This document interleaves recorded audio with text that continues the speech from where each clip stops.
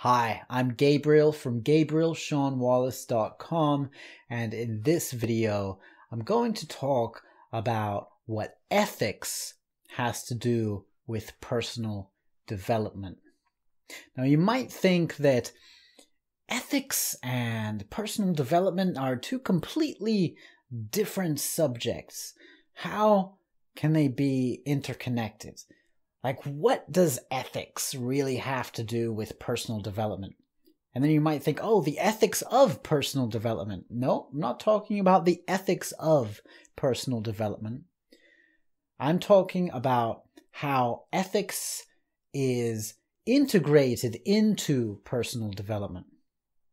Because the truth is that an ethical system was never, in all the history of philosophy and ethical philosophy, ethics was never meant to be a standalone subject and to just be armchair philosophy, right? Ethics is supposed to be acted upon. Ethics is supposed to be practical. And it's one of the most practical things in your life, in fact, because your ethical system actually changes who you are. Ethics is utterly personal. Your ethical system, and you do have an ethical system, whether you know it or not, whether you're conscious of it or not, you have an ethical system. Your ethical system determines a lot of the decisions that you make. Or at least it is a contributing factor. It is an influencing factor in the decisions that you make in your life, the decisions that you make about yourself. Your self-image is integrated into your ethical system, your ethical values. All right? When you do work on your values as a human being, ethics plays a major role in it. And I've got some notes here to keep me on track, so that's why I'm looking down. I'm looking down at my computer. And, you have an ethical system that determines your actions, what you execute in life. And also, it interacts with your fears, with your insecurities, all right, with your values, with your purpose in life, with your vision, your self-image. They're all interconnected and communicating with each other. This is very foundational in who you are as an individual. And so you need to develop that. You develop your ethical code as a human being. You develop yourself, your personhood, right? And if you go against your ethical code, you know it on some level. Even if you're not clear, if you're not certain what your ethical code is, somewhere in you, you know that you have violated your code of ethics. Even if you haven't taken the time to sit down and write out what those code of ethics are, what that code of ethics is, you have one. You've developed one over time on an unconscious level. And if you violate it, then you know it on some level. And this causes an inner conflict. It doesn't help to neglect the conscious creation of your ethical code either. I mean, on some level, your entire ethical code is developed. But on another level, if you haven't taken the time to consciously develop it, then there are many holes in that system. And you might think, well, okay, maybe I just won't care about those holes. And I won't develop that. And then I'll have no problems worrying about what to do here, what to do there. I don't have to be pedantic.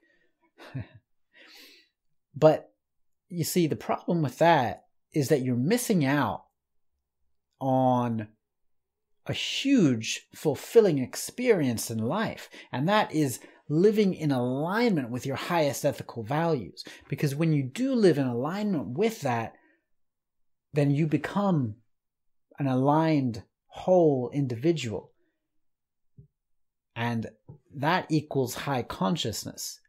And there's nothing more satisfying in life than high consciousness, because that's when you experience life fully. That is when you experience the juice of what life is fully, when you are a whole integrated human being and you're living in alignment with your values, with your purpose, with your vision, with your ethics. When you live in alignment, you experience life, what life is, instead of fragmenting yourself so that you experience less of what life is. You're unconscious here and you're unconscious there because you don't want to deal with that. You don't want to deal with this. So you fragment things and then you don't experience the fullness of life, right? This is what developing an ethical code has to do with that. Developing this code of ethics propels you into your life purpose because, right, you can here's where a lot of people go wrong in selecting or choosing or creating their life purpose. They only consider what makes them feel happy, right? In a kind of lower consciousness way. Whereas if you take the time to develop your code of ethics first, then your life purpose naturally arises out of that. I promise you it's much easier if you take the time to work out what it is that you believe. Not just your ethics, in fact, but what your understanding of the universe is, right? That should come first. And then the ethics comes out of that. And then out of your code of ethics, then will come some answers about how to live your life. And then out of those answers about how to live your life comes your life purpose. And then you're living your life purpose day by day, by night, right? So ethics can give you that level up when it comes to creating your life purpose, creating your vision. Everything else becomes easier once you've taken the time to go through this. So, how can you develop it? How do you develop it? You make time. First of all, you make time. Don't expect to do it in a day. It can take years. It can take years, but you need to develop a time to sit down and actually clarify to yourself what you believe, right? And use this. Don't just sit and think. You have to write it down. You have to write it down because you will forget. You will forget what you've gone over, and then you'll have to go over that again, right? And also writing it down helps you to pinpoint and clarify what your ethics are. You can go back and you can trace the steps, right? Whether you're using logic or whether you're using experience or whether you're using some other system, right? I'm not saying you have to base your ethics on logic. In fact, don't. Logic isn't always the best route. And I talk about logical fallacies. You don't want to fall into that, but it doesn't mean that you have to only base what you believe on logic. Okay? So just know what you believe. Clarify it. Write it down. And once you're clear, and you're doing it from a clear state of mind as well, what you need to do, by the way, is go after the big questions first. Go after the big ones. Why? Who am I? Go after, don't go after the little things, in this situation, in this very specific situation. What should this person do? Because if you try and go after those first, then you're going to be missing some big picture stuff. Go after the big picture first, and then the details will work themselves out. All right. And then once you've got it down, once you've written it down, you can be clearer and sharper about what it is that you stand for, what it is that you believe. And this is very important. This point is very important. Do not be afraid to let it evolve. It's not that you're writing this stuff down and then you go on from there and live your life and that's it. No. Your ethics are always evolving. It's a constant changing thing based on new information, new evidence, new lessons that you learn in life. Your ethics change, right? It's not a fixed thing. It's something that is relative.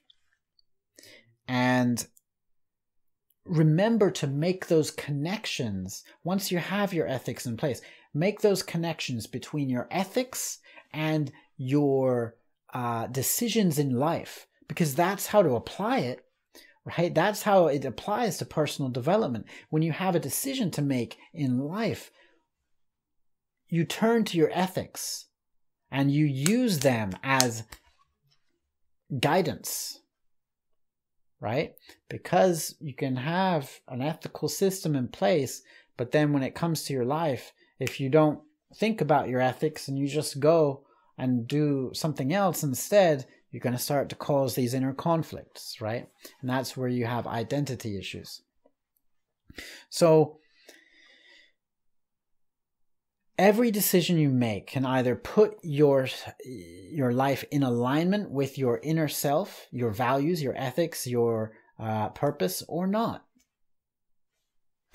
And the more conscious you are, the more conscious of your ethics, the more you are living in conscious alignment with your inner self, the higher sense of fulfillment you will have in life, and you will be more of a whole, authentic human being. If you found this video helpful, please give it a like and share it on social media so that it can help other people as well. And if you want more videos like this, click that subscribe button and the notification bell so that you know when I post new videos. I also have a podcast called Identity Coaching with Movies, where I use movies as coaching tools for your personal development.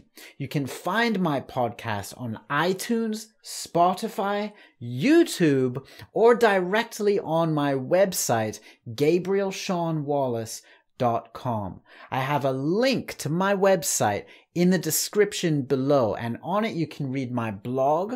You can learn more about identity coaching and creativity coaching. And if you're interested in getting one-to-one coaching with me, or you know someone else who is, then you can learn more about it there and contact me via the website.